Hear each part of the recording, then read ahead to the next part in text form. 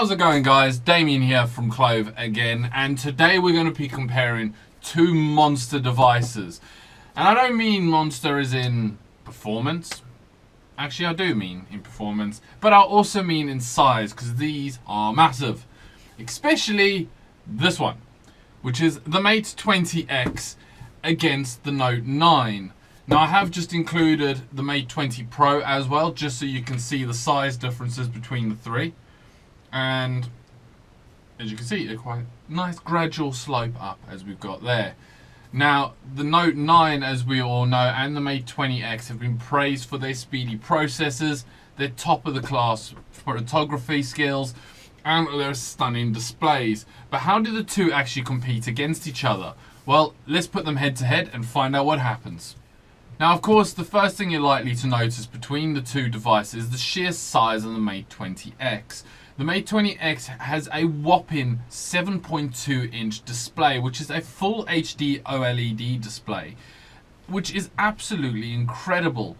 Now, despite the size of the screen, it is actually still relatively easy to hold in one hand and operate in one hand, because Huawei actually completely eradicated almost all the bezels to the point where they're so tiny you hardly even notice it with this. And well, you can see clear as day there how small the bezels really are on this device.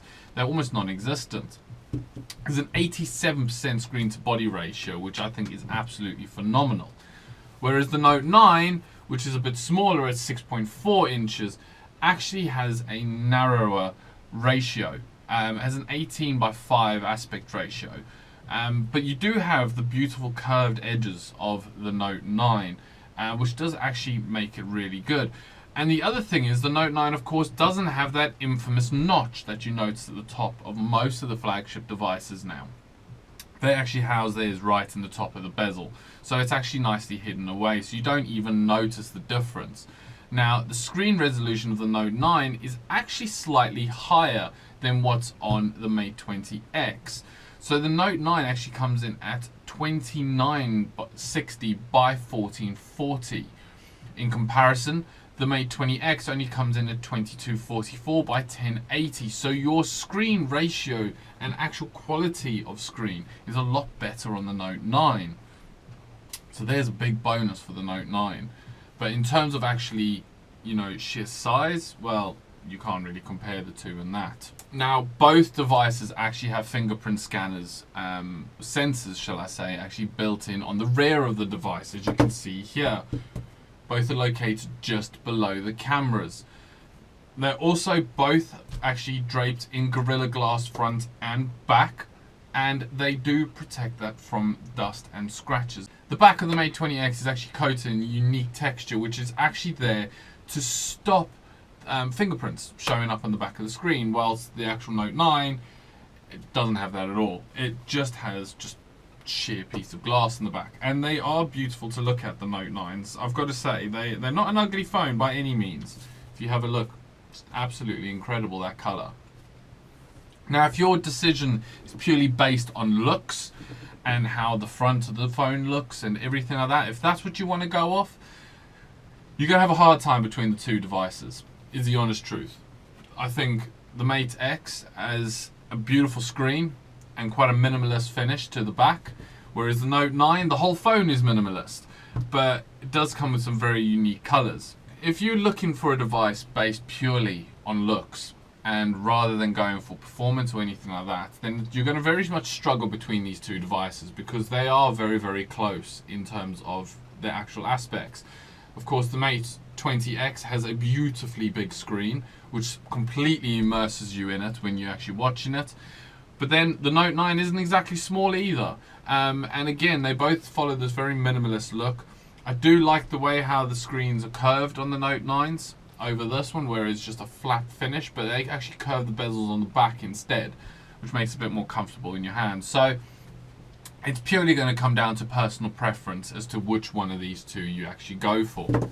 When it comes to cameras, it's going to be very hard to distinguish between the two of these devices as to which one is actually the better device. Now, the Mate 20X comes with the same camera setup that we found on the Mate 20 Pro. If I place the two of them next to each other, you can actually see they're almost identical in size, looks, and everything, because they are identical. So what you'll actually find on the Mate 20X is you'll find 3 cameras set in this 2x2 formation. The first camera is a 40 megapixel camera, which is your main sensor camera. Then you've got a 20 megapixel ultra wide lens, and of course you've got an 8 megapixel telephoto lens for taking those distance shots. The Huawei also has built into it Huawei's AI technology, which actually is able to recognize over 1,500 different landscapes and scenes to adjust the temperature of the actual color, adjust the colors itself, brightness, contrast, absolutely everything, to make sure that the best picture is possible at the end. And as we've said in many videos, I've used the Mate 20 Pro on many pictures, and I can't fault it at all. It takes stunning pictures, as you can see from the pictures that we've shown you here, you know, where we've taken some of the pictures. It's just insane, the quality of it. Now, by no means am I saying that the Note 9 can't compare. The Note 9 actually has a dual camera setup on the rear, as you can see here, with a variable actual aperture from 1.5 to 2.4. And this technology allows for some great nighttime photography. Because of the actual technology built into it, the actual lenses are able to adapt to its surroundings. So it allows you to take some beautiful pictures as well. And of course the software behind it actually works very well. Now the 2 cameras are both 12 megapixel cameras. One is a super wide lens and the other one is a telephoto lens for those distance shots, as we said before. So again, you're able to take some stunning photos with both of these phones. But for me, when I actually looked at the quality of the photos between the two, I think the Huawei's cameras and their software setup and everything that they've got going for them just takes it that little bit further.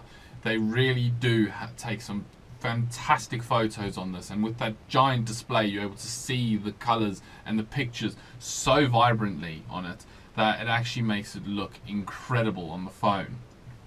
But saying that, when it comes to the actual selfie lenses, well, they're very similar, these two, and it's very hard to break the two apart.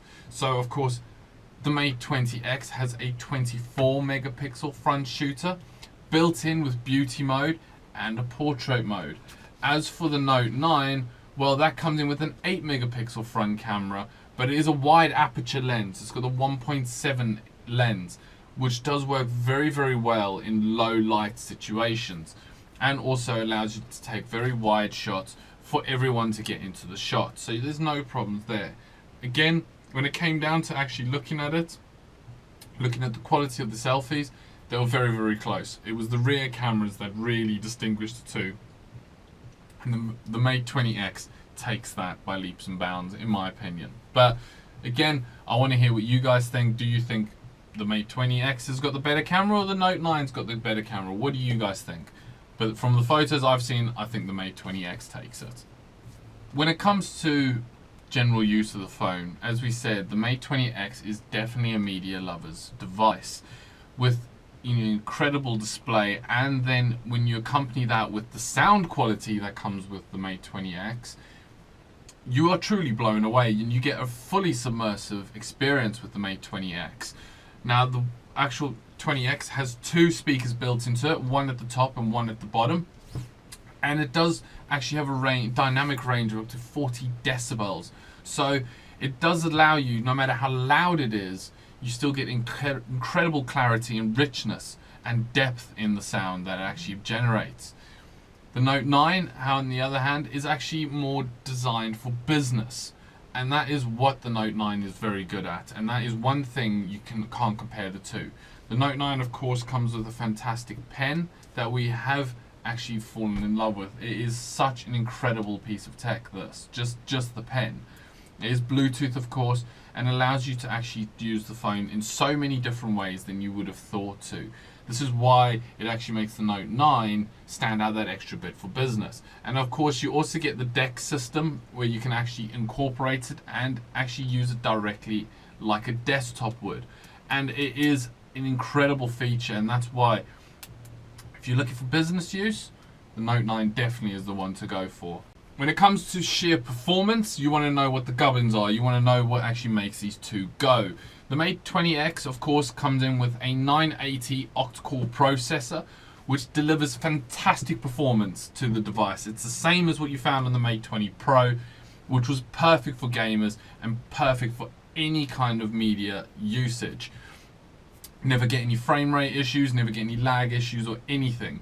And it is also powered by the GPU Turbo 2.0 technology, which actually works very well with the hardware and the software together to help accelerate speed and performance of the actual device. It also makes for smoother gaming, more stable gaming, and even more intense graphics on games. So that's what really makes the Mate 20 stand out for those media people, as we were saying.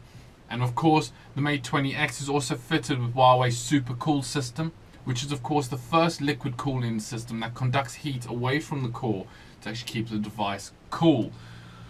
We probably haven't had a chance to seriously do any big gaming on this. As you know, I've only had the device for a very short period of time, but with the amount of gaming that I have done on it, I haven't noticed any heat generated from it. I have noticed the back staying very cool, whereas with the Note 9, when I've used the same amount of gaming time, playing the same games, I have noticed the back of the device warming up more so than on the Mate 20X. But saying that, you know, the actual Note 9 itself is an incredible device.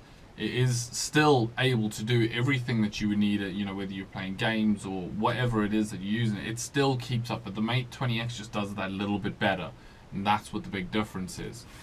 Now, when it comes to batteries, there are two very big differences between this. The Note 9, although impressive at 4,000 milliamps, cannot compare to the 5,000 milliamp battery that's actually in the Mate X. It is outstanding sized and allows you to actually use the phone all day, no matter what you're really using it. As I said, in the time I've used it, I found it very hard to actually run this battery flat in a full day's use. So, and you will notice the same thing with it. It just is a monster of a device. But again, the Note 9 comes with another one, where it actually has two sized memories available. So you've got the 128 gigabyte version and you've got the 512 gigabyte version, as well as a micro SD card which allows you to expand, whereas the Mate 20X only comes with 128 gigabytes internal memory. But again, you can expand it, but you have to buy one of Huawei's nano memory cards, which I don't even know have been released yet. We haven't heard anything about them being released. I don't know if you guys have heard of anything being released, but we haven't seen anything on those little SIM cards. So for now, it's just what's internal. So the Note 9 has that ability to expand the memory and then expand it some more. So memory-wise, Note 9 takes it all day long. Battery-wise, Mate X takes it, unfortunately, because it is just a monster. 5,000 milliamps. I just can't get over the fact of how big that battery is. But then saying that, the Mate 20 Pro, as we've spoken about many times, actually has a 4,200 milliamp battery and is actually a little bit smaller than the Note 9. So Samsung, we need a bigger battery is what we're saying. You need bigger batteries. But Huawei, you've got it going right, so don't worry about that. So I suppose the big question with these two devices comes into, well, do you want one for work or do you want it for play? What is it you want to use the device for?